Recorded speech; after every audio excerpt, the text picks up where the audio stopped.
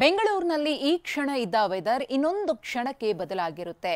ರಣಚಂಡಿ ಮಳೆ, ಶೀತಗಾಳಿ ಪ್ರಹಾರಕ್ಕೆ ಜನರು ಪತರುಗುಟ್ಟಿ ಹೋಗಿದ್ದಾರೆ. ಇದರ ನಡುವೆ ಹೆಮ್ಮಾರಿ ಡೆಂಘಿ ಸಾಂಕ್ರಾಮಿಕ ರೋಗ ಸಿಟಿ ಮಂದಿಯನ್ನ ಹಿಂಡಿ ಹಿಪ್ಪೆ ಮಾಡ್ತಿದೆ.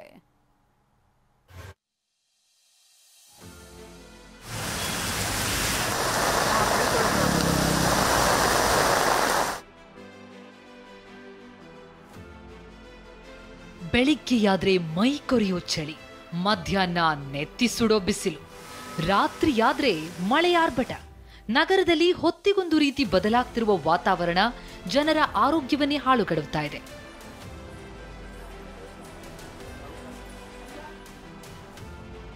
ಬೆಂಗಳೂರಿನಲ್ಲಿ ವೆದರ್ ಕಣ್ಣಾಮುಚ್ಚಾಲೆ ಆಟ, ಜನ ಪರದಾಟ. ಡೆಂಗ್ಯೂ ಹಾವಳಿ, ಸಾಂಕ್ರಾಮಿಕ ರೋಗದ ದಾಳಿಗೆ ಕಂಗಾಲು.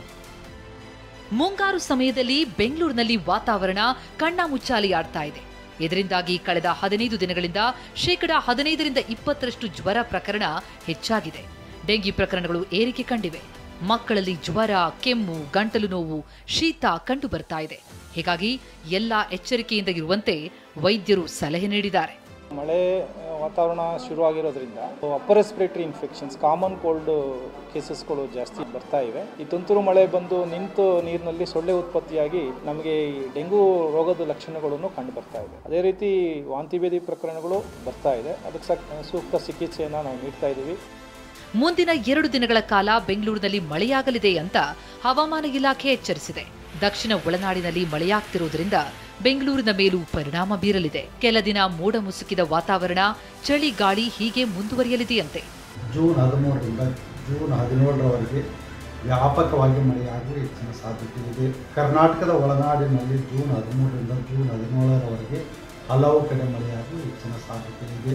ಉತ್ತರ ಕನ್ನಡ, ಉಡುಪಿ, ದಕ್ಷಿಣ ಕನ್ನಡ, ಶಿವಮೊಗ್ಗ, ಚಿಕ್ಕಮಗಳೂರು ಹಾಗೂ ಕೊಡಗು ಜಿಲ್ಲೆಗಳ ಕೆಲವು ಕಡೆ ರೆಡ್ ಅಲರ್ಟ್ ಅನ್ನು ಘೋಷಿಸಲಾಗಿದೆ. ಬೆಂಗಳೂರಿನ ಕೆಲವು ಕಡೆ ಜೂನ್ 13ರಿಂದ ಜೂನ್ 17ರವರೆಗೆ ಹಗುರದಿಂದ ಸಾಧಾರಣವಾಗಿ ಮಳೆಯಾಗುವ ಹೆಚ್ಚಿನ ಸಾಧ್ಯತೆ ಇದೆ. ಒಟ್ನಲ್ಲಿ ಬೆಂಗಳೂರಿನಲ್ಲಿ ಮಳೆ ಐಸ್ಪೈಸಾಟ ಆಡ್ತಾ ಇದೆ. ಹವಾಮಾನ ಬದಲಾವಣೆಯಿಂದ ಜನರು ಕಂಗಾಲಾಗಿದ್ದಾರೆ.